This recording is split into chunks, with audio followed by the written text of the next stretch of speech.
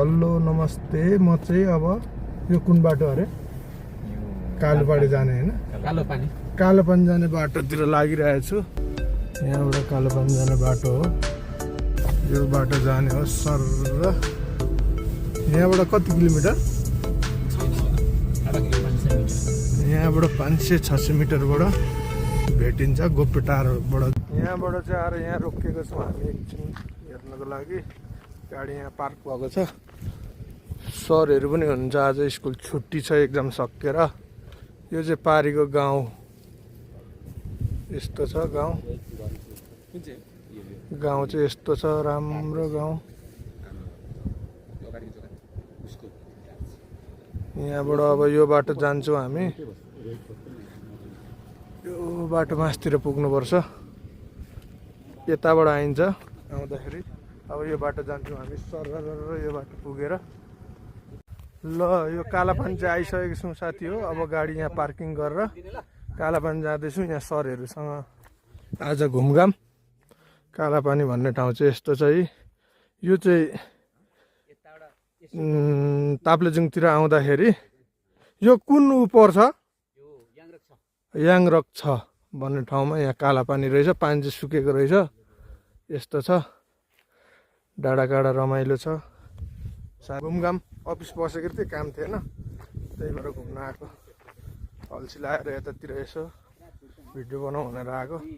रमाइलो छ, सरहरू घुम्दै हुन्छ यहाँ।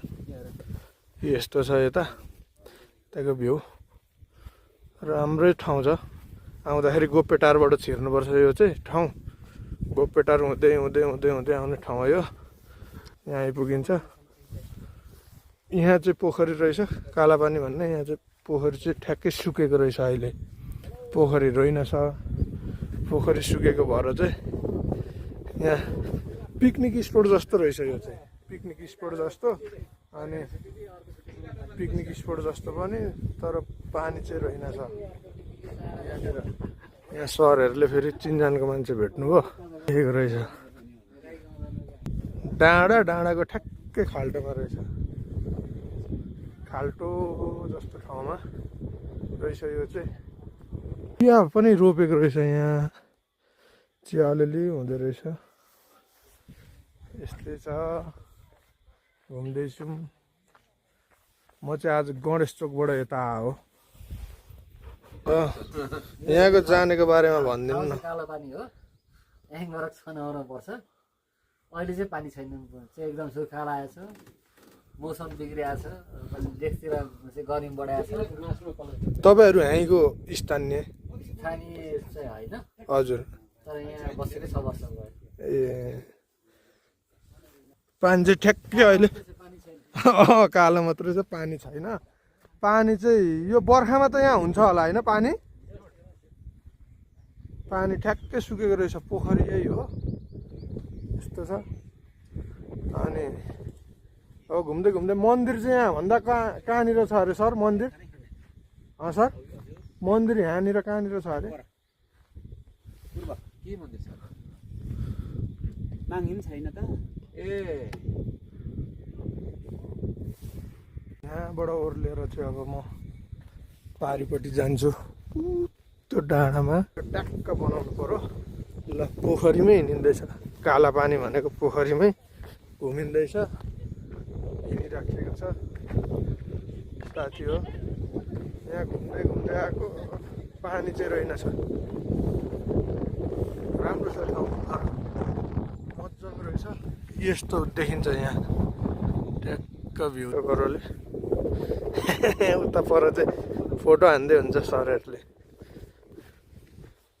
यस्तै छ घुमघाम भनेको, यस्तै हो, घुम्नु पर्यो। अब म चाहिँ मन्दिर जाने कुरो छ, यो ठाउँबाट चाहिँ निस्किँदैछु। मन्दिर चाहिँ यहाँभन्दा माथि छ अरे। अब मन्दिर गाडी जान्छ कि जाँदैन यो हाम्रो? गयो भने हामी मन्दिर जान्छौँ, नभए फर्किन्छौँ। अब हामी चाहिँ यहाँभन्दा फर्किने, हामी गएन भने ऊ त्यो बाटो हुँदै माथि मन्दिर जानुपर्छ अरे भन्ने सुन्यो। हामी चाहिँ मन्दिर नजाने भयौँ, माथि हिलियाङ दरबार जाँदैछौँ। यहाँबाट हिलियाङ दरबार जानको लागि यहाँबाट कति टाइम लाग्छ सर हिलियाङ दरबार जानु? अब 15-20 मिनट लाग्छ। हिलियाङ दरबारतिर जाँदैछौँ। यहाँबाट चाहिँ निस्किसक्यौँ। अब यहाँबाट निस्केर जाँदैछौँ हिलियाङ दरबार। यहाँबाट 15-20 मिनट लाग्छ। अब यहाँबाट चाहिँ ट्याक्क गोपेटार पुग्न आँट्यौँ हामी। अब गोपेटार पुग्छौँ।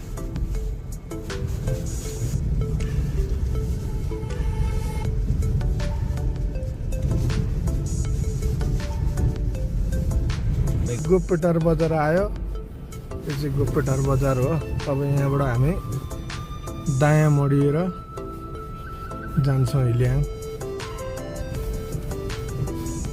यहाँबाट दायाँ मोडिनुपर्छ हिलियाङ जानको लागि।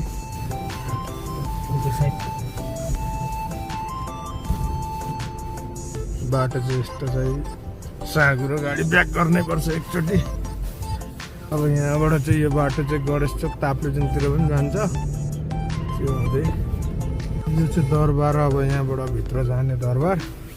यताबाट गयो भने चाहिँ ताप्लेजुङतिर जान्छ गणेश चोक हुँदै। अब यहाँबाट दरबार छिर्ने गेट हो यो। यहाँबाट कति जति लाग्छ अरे? यहाँबाट 5 किलोमिटर छ बाटो चाहिँ यस्तो छ। यो बाटो जाने हो। आइपुगिसक्यौँ। अब यो हामी चाहिँ आधी बाटो हो यो दरबार जाने बाटो। हिलियाङ राजाको अन्तिम राजाको दरबार जाने बाटो चाहिँ यो हो। यहाँ आधी बाटोमा आइसकेको छौँ। यहाँ आएर गाडी एकछिन पार्किङ गरेर यता तल्लो जाने बाटो देखिएर यो चाहिँ के रहेछ भनेर हेर्नु खोजेको हो साथी हो। यहाँबाट अब लगभग आधी भयो बाटो। यहाँबाट मास्तिर डाँडामा छ दरबार चाहिँ। दरबार राम्रो छ अरे भनेको सुनेको छु। दिउँ हामी। यो दरबार ट्याक्कै सुरु भयो अब यहाँदेखि दरबार सुरु भयो। अलिक मास्तिर उच्च डाँडामा छ दरबार चाहिँ। जाँदैछु।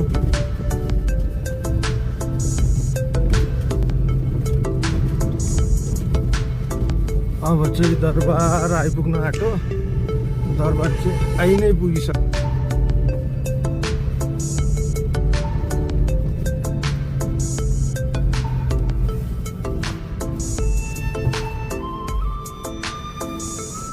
दरबार यो चाहिँ हिलियाङ राजाको दरबार हो।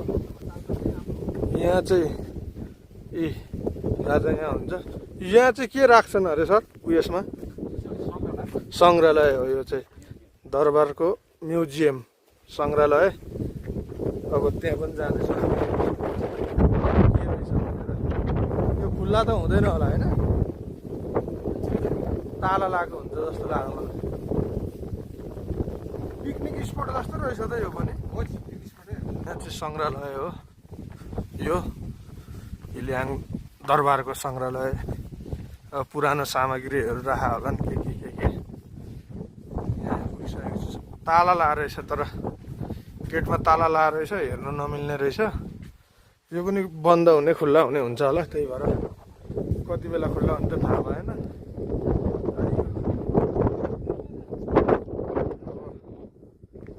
दरबार चाहिँ अलिकति मास्तिर रहेछ। देखिँदैछ दरबार चाहिँ उहाँ छ। बाटो चाहिँ अफ्रोट हो। राम्रै छ। गाडी सानो नै आउँछ सानो गाडी पनि आउँछ। यहाँ पारिदेखि चाहिँ गोल्डोको बाटो पनि देख्दो रहेछ। अब दरबारतिर जाँदैछु म यो सङ्ग्रहालयबाट। दरबारमा चाहिँ यो चाहिँ अहिले पुरानो दरबार चाहिँ छैन। यहाँ पुरानो दरबार चाहिँ भत्काएर नयाँ बनाएर रहेछ। गोपेटार कटेको छ। मास्तिर चाहिँ कालापानी भन्ने ठाउँ जाँदो रहेछ। त्यहाँदेखि हामी चाहिँ अहिले कालापानी गएर फेरि यता लाग्यो। फेरि त्यही गोपेटारदेखि नै यता छुट्टिनुपर्ने हुन्छ दरबार आउनुको लागि। ताप्लेजुङ आउने बाटो आउने हो। तल आइपुगेपछि हिलियाङ अन्तिम राजाको दरबार जाने बाटो भनेर देखाएको छ। ठुलो गेटै छ। त्यहाँदेखि छिर्नुपर्छ। अनि त्यहाँदेखि लगभग 5 किलोमिटर हो यहाँ आइपुग्नुको लागि चाहिँ दरबार चाहिँ। अनि पुरानो दरबार चाहिँ छैन साथी हो। फेरि पुरानो दरबार चाहिँ छैन। नयाँ दरबार बनाएर रहेछ यहाँ। अब यो पनि फेरि बन्ने क्रममै छ यहाँनिर दरबार बन्ने क्रममै छ। अनि यहाँनिर हिजो अस्तिसम्म पनि काम भइरहेको थियो अरे, अहिले चाहिँ अब बनिसकेको होला। यो यस्तो छ, यी दरबार चाहिँ यस्तो छ। यो चाहिँ दरबार हो। यहाँभित्र चाहिँ सबै ढोकामा ताला लाएर रहेछ। यहाँ पुरानो यो ढुङ्गा रहेछ भित्र, एउटा के हो राजाको पालाको ढुङ्गा रहेछ, हिल्याङ राजाको पालाको दरबार चाहिँ। तर यहाँ कोही हुनुहुन्न रहेछ अहिले। अब यहाँ यसो हेर्न आउने, हेर्ने फर्किने जाने, तर यो ताला खोलिदिएर देखाइदिए यहाँको पुरानो सामानहरू देखाइदिए धेरै राम्रो हुन्थ्यो। त्यस्तो चाहिँ रहेनछ। यहाँ पारिबाट चाहिँ राम्रो भ्यू देख्थ्यो अरे, तुवालो लागेको कारणले देखिँदैन रहेछ। पारि चाहिँ उयो चाहिँ कोरिडोरको बाटो रहेछ। यो भालचोकबाट तम्बर कोरिडोर हुँदै धरन निस्किने बाटो रहेछ साथीहरू। अनि त्यो बाटो जाँदो रहेछ, धरन निस्किने रहेछ। यताको बाटोभन्दा त्यो बाटो छिटो हुन्छ भन्छन् यहाँको मान्छेहरूले। छिटै छ होला। अब दरबार चाहिँ यही हो साथीहरू। म चाहिँ आज काम थिएन र घुम्न आएको हो। माथि चाहिँ एउटा मन्दिर रहेछ, त्यो मन्दिर पनि गएर देखाउँछु तपाईँहरूलाई। मन्दिर चाहिँ यहाँ मास्तिर रहेछ। मन्दिर जाँदैछु। मन्दिर यो ठाउँ त राम्रो हो। यो डाँडामा रहेछ, डाँडामा रहेछ। पहिले चाहिँ दरबार चाहिँ यहाँनिर थियो अरे भन्छन्। यहाँनिर सानो एउटा थिएछ यहाँ मन्दिर। यहाँ यस्तो यो रहेछ है। अनि यहाँ पहिले गोलाबारु झान्ने लुक्ने ठाउँ पनि बनाएर रहेछ यहाँ। त्यस्तो पनि मन्दिर चाहिँ यो हो। यहाँनिर यस्तो छ। हिल्याङ राजाको यस्तो रहेछ यहाँ, यस्तो छ। म त उकालो नहिँडेको मान्छे, स्यास्या हुँदो रहेछ। यहाँ अलिअलि उक्लिनु पर्दो रहेछ। यहाँ चाहिँ पहिले गोलाबारु झान्ने ठाउँ यस्तो पनि रहेछ। यहाँ ठ्याक्क ढिम्किनाहरू बनाएको लुक्ने ठाउँहरू, लालीगुराँसको रुखहरू छ, राम्रो छ यहाँ। अनि यस्तो यस्तो यहाँबाट लुकेर ट्याक्क हान्ने ठाउँहरू यस्तो यस्तो रहेछ यहाँ। यस्तो छ साथीहरू। यहाँ ठिकै छ ठाउँ, राम्रै छ। अन्तिम हिल्याङ राजाको दरबार राम्रै रहेछ। ताप्लेजुङतिर जानुभयो भने यहाँ छुट्टै हेर्नुपर्ने चाहिँ यो पनि एउटा हो ठाउँ।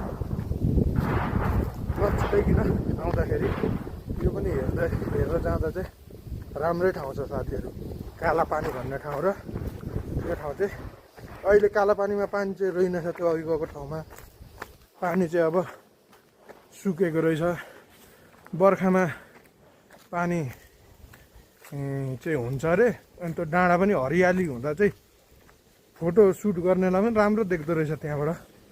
अब म चाहिँ गाडीतिर जाँदैछु। बाटो यस्तो छ, गरेर राखेको छु, जाँदैछु। गले आज काम नभएको बेला एउटा भिडियो बनाउन त केही न केही हालौँ भनेर हो। यस्तो छ। लाइक कमेन्ट चाहिँ हानिदिनु होला, सेयर पनि गरिदिनु होला, सब्सक्राइब पनि हानिदिनु होला। र छ गाडी मेरो चाहिँ पार्किङ गरेर राखेको। त्यो चाहिँ पर देखिने सङ्ग्रहालय अनि राजाको मूर्ति त्यस्तो रहेछ यहाँ। हो जाने फर्किने बाटो चाहिँ यही हो। अघि हामी आएको बाटो पनि यही हो, फर्किने पनि यही हो। यहाँभन्दा उता छैन जाने बाटो। साथीहरू अब म भिडियोलाई यहीँ अन्त्य गर्दै बाई।